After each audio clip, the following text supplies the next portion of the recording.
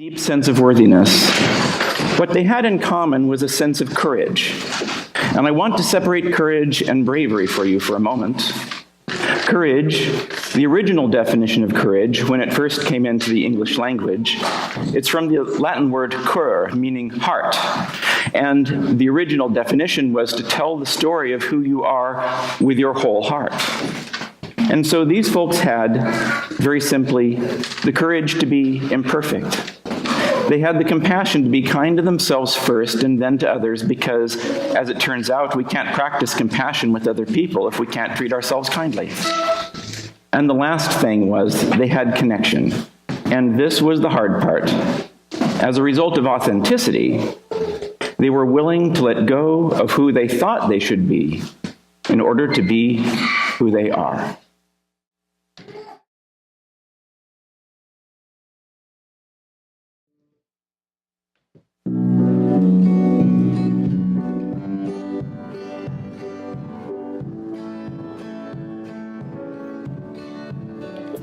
When you've come to make your fortune and you haven't made your salt, and the reason for your failure isn't anybody's fault, when you haven't got a billet and the times are very slack, there is nothing that can spur you like the shame of going back, crawling home with empty pockets, going home hard up.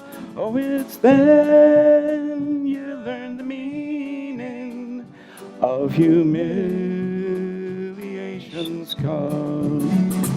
When the place and you are strangers and you struggle all alone, and you have a mighty longing for the town where you are known, when your clothes are very shabby and the future's very black, there is nothing that can hurt you like the shame of going back, going home with empty pockets, going home caught up.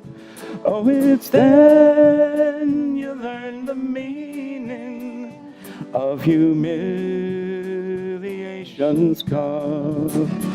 When we fought the battle bravely and are beaten to the wall, 'tis the sneer of man, not conscience, that makes cowards of us all. And while you are returning, oh, your brain is on the rack, and your heart is in the shadow of the shame of going back, going home with empty pockets, going home hard up. Oh, it's then you learn the meaning of humiliation's cause.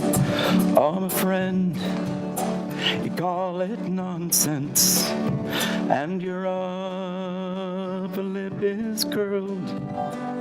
You have had no real trouble in your passage through the world, but when your fortune rounds upon you and the rain is on the track, you will learn the bitter meaning of the shame of going back, going home with empty pockets, going back, hard up.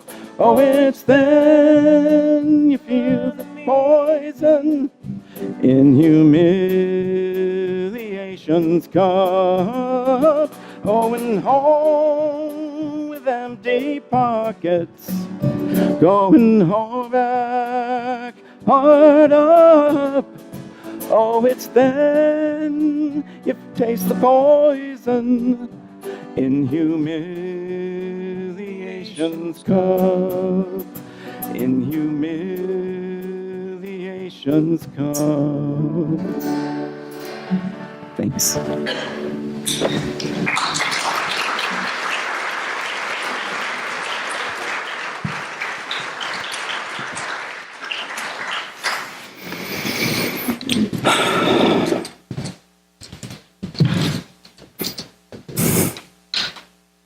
It was August a few summers ago, and the landscape I saw through the window of the airplane was creepy. I was on my way to my first seminary class, a Unitarian Universalist from Idaho going to Quaker Seminary in Indiana, and all I could think of, where are the frickin' mountains? I had never found my way through a landscape like this. There should be mountains and valleys between them where the water knows where to go. How does the water know where to go in Indiana?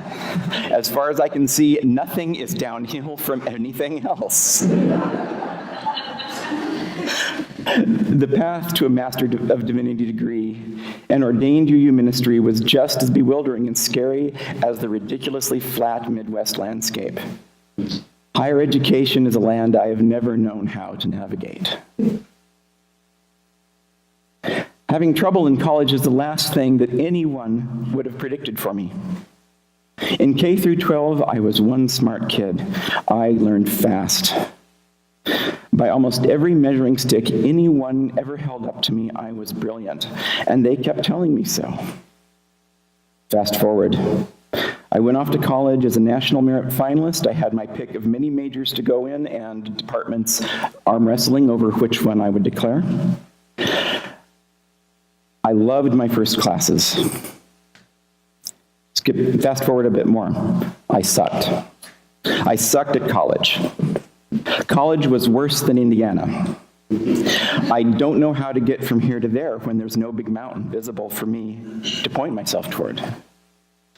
A pattern kept repeating over and over. Being overwhelmed, distracted, procrastination, paralysis, vicious self-judgment, bewilderment, and shame. If I'm so smart, why is this so hard? The same voices in my memory that told me I was smart had said other things too. Just pay attention. Why can't you keep track of your work? That A- would have been an A if you had turned in all your homework. Why did you have to wait to the last minute to start writing that paper? But 13 years, in and out, one train wreck after another. The last train wreck finally ended at the station, and I had a degree. I even found work in my field, because when you have a general studies degree, everything is in your field. We started a family and planted ourselves in this great town here. It all seemed good, but I sure hadn't used the path I had expected. It didn't seem like I'd followed a path at all sometimes.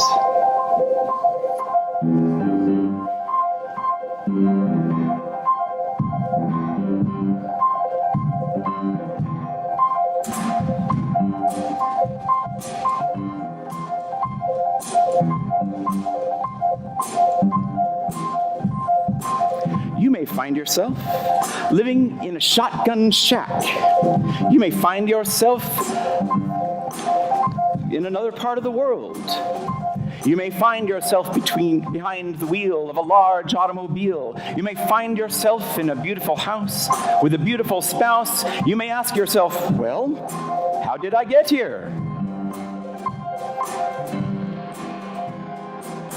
letting the days go by. Let the water hold me down, letting the days go by. Water flowing underground into the blue again. After the money's gone, once in a lifetime. Water flowing underground. My life looked good from a distance, but I wasn't okay. Whatever was broken about college for me was broken in the rest of my life too. I felt like my life as a whole had come to a heartbreaking impasse. Some of you who have known me for a long time might be surprised to know I felt this way. Outwardly, I was doing lots of great things. My music, my acting, and especially all the things I've had to do in this church that I love so much. But inwardly, it was so different. My work life, my family life, and my inner life were broken. I was disconnected, withdrawn, confused, frustrated, ashamed. That was really at the core of it all. I was ashamed. I was ashamed of everything I had failed to be, of all the things that should have been easy but were so hard. I wanted to be happy, productive, and loving, and I was failing at it, and I was trapped.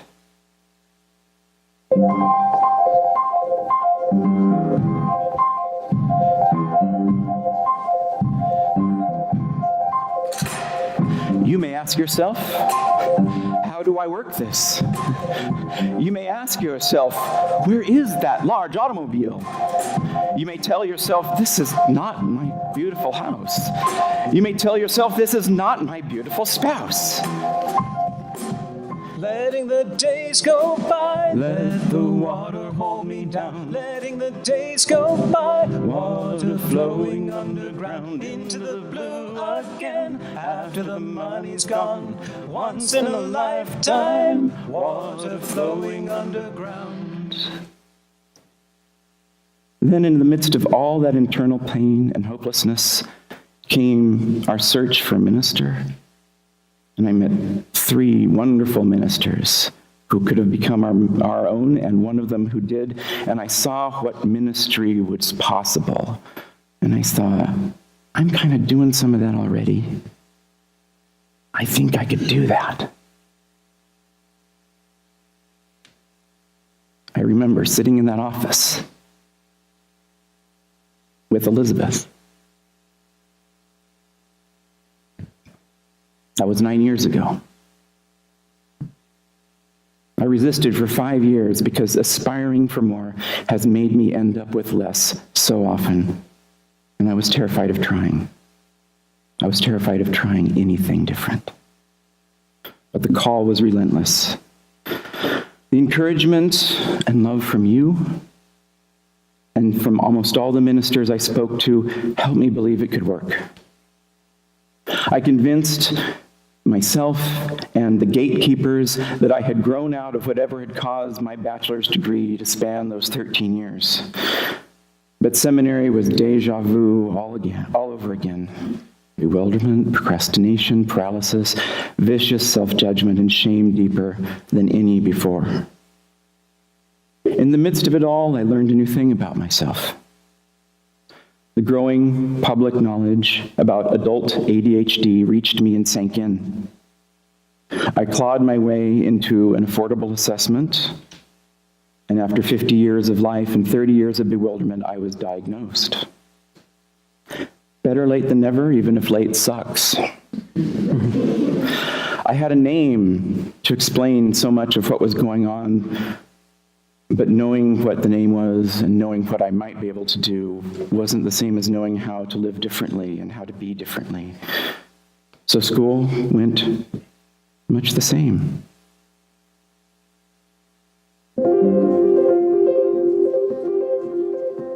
Same as it ever was, Joseph? Same as it ever was. Same as it ever was? Same as it ever was. Same as it ever was. Same as it ever was. Same as it ever was. Same as it ever was. Another train wreck. Failed classes lead to probation, and more failed classes lead to expulsion. And there is no path to being a credentialed minister in the Unitarian Universalist Association that does not go through seminary. I don't have the strength to go on, and my family doesn't have the strength to support me while I try.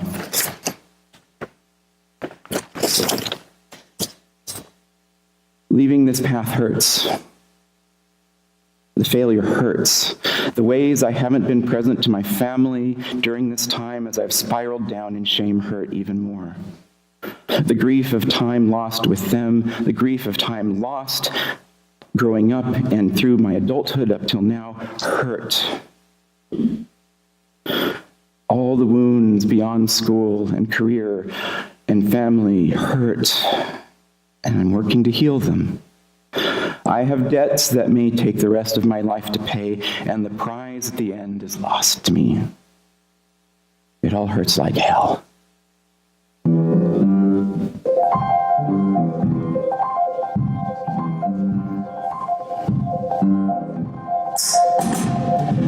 You may ask yourself, what is that beautiful house?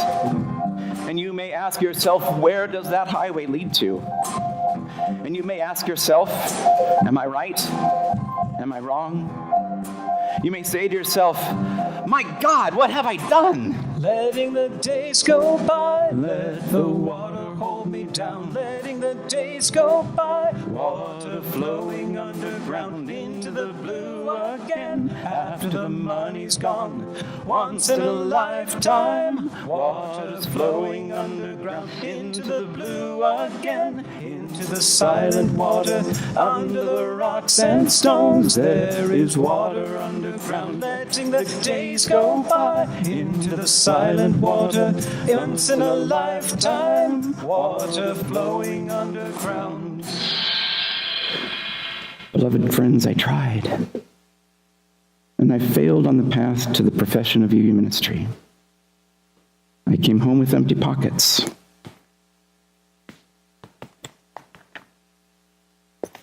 I'm no longer your seminarian.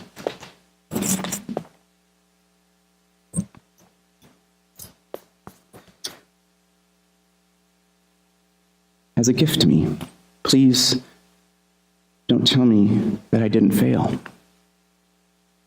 Please don't tell me it's okay. I did fail. I did. But I need to know I'm okay here. And I am. I'm not saying this in resignation or anger or defiance. I'm becoming fine. Leaning into the pain, into the shame, learning to just be with it, is leading me to the place where it doesn't hurt so much to be hurt, and where there's no shame in carrying shame, and there's no shame in putting it down. In the moments when I believe in God, I wonder if that relentless call, which I thought was to ordained ministry, was really God's call towards healing. Elizabeth has talked about process theology before. It's the idea that the relationship with God is a process and that God is the thing that draws us onto the next thing that we need to be doing towards the good thing. If process theology is valid, then perhaps God is willing to persuade us even into the path of failure, if that's what it takes to bring us to wholeness on the other side of it. Water dissolving and water removing. There's water at the bottom of the ocean. Remove the water, carry the water. Remove the water at the bottom of the ocean. There was another call I was answering, the false call of shame. It was the call to somehow, by achieving this impossible goal, I could finally prove I was the person I thought I should have been. The person who was me without the ADHD. The version of me that was successful at the things people expected of me. The things I had learned from them to expect of myself when I didn't understand who I was. the things that I thought I had to do to be worthy of anybody's love. But if that person existed, they wouldn't be me. For me, at least, the greatest challenge of universalism, our beautiful first principle that says all people are worthy and beloved.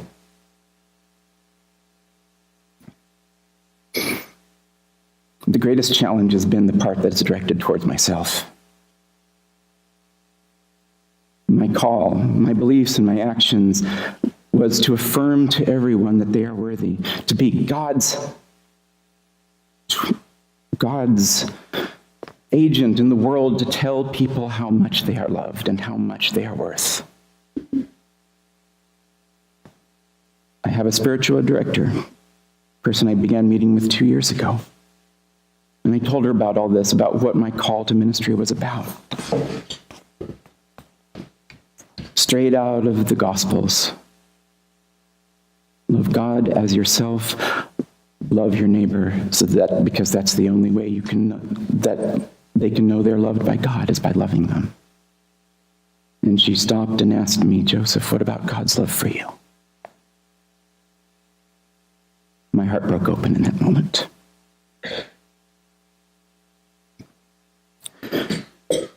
And I began to be able to see who I was and not who I thought I was supposed to be.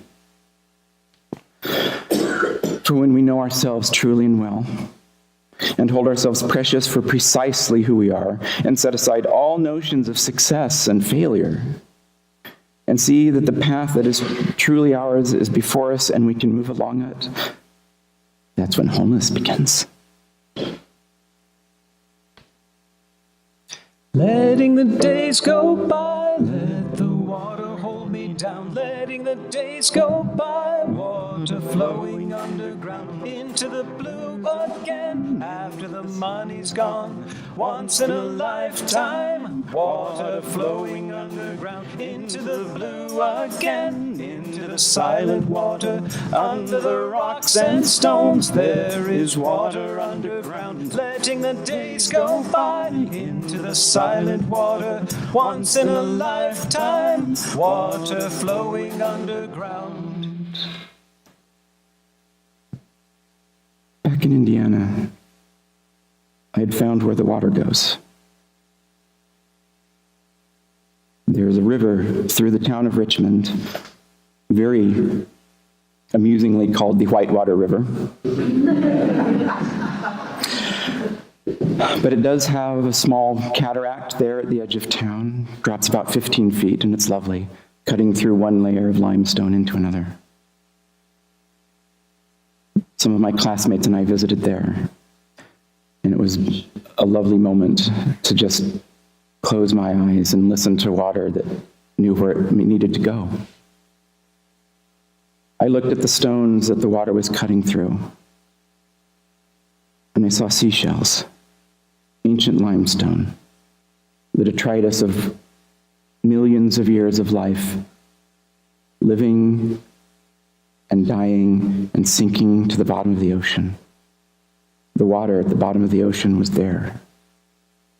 I didn't need to have it flowing through the surface. It was in the stones beneath me. I still feel a call to ministry, but it has less and less of the false call of shame or the trickster's call to ordination. There's a lot of ministry in our world, even paid ministry, that doesn't need to go through seminary and the credentialing ringer to get to it. Maybe if I'd been diagnosed a decade or two ago, I could learn the accommodations, I could find the tools, I could learn to be with myself in a different way. But the wounds are too fresh. It's too hard. The wounds can't heal when you're in a place where the stitches keep getting ripped out. So here I am now. And I'm okay. This is my path. This is mine. Mine. here where I am now, who I am now. This is my new path through the land and the waters on the other side of shame. I don't have to be the person that could be on a different path. I don't even need to know the end of this path to follow the call. This path is mine and is precious to me. Blessed be my path and blessed be me. But I don't want this thing that I'm saying here today to be just about me.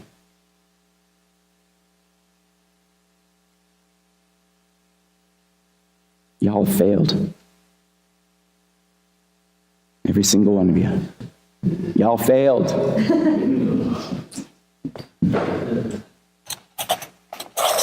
Shout it out. I want to hear it. What'd you fail at?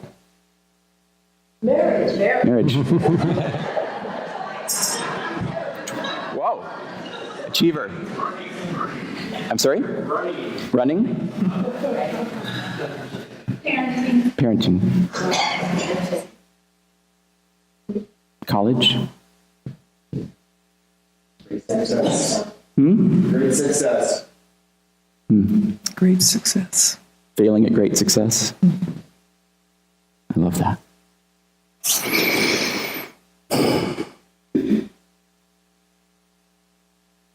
Living up to potential. Oh God, I hate that word. Anyone else hate the word potential? Because you never hear about it unless you're not living up to someone else's expectations. Never.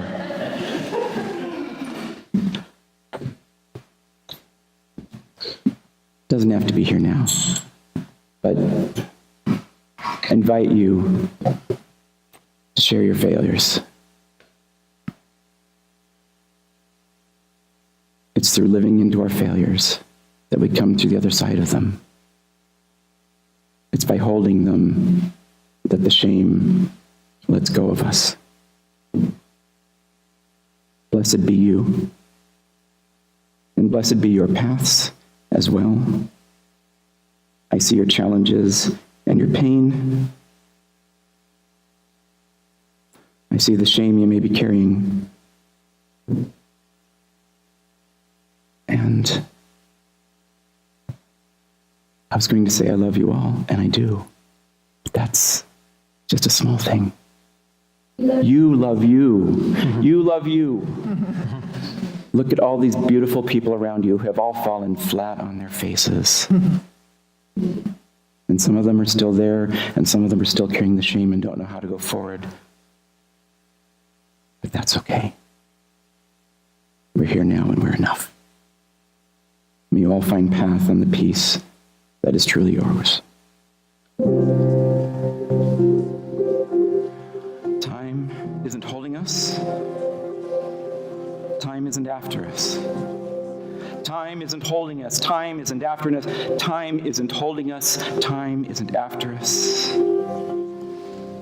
Letting the days go by, letting the water hold me down, letting the days go by, water flowing underground into the blue again. After the money's gone, once in a lifetime, water flowing underground.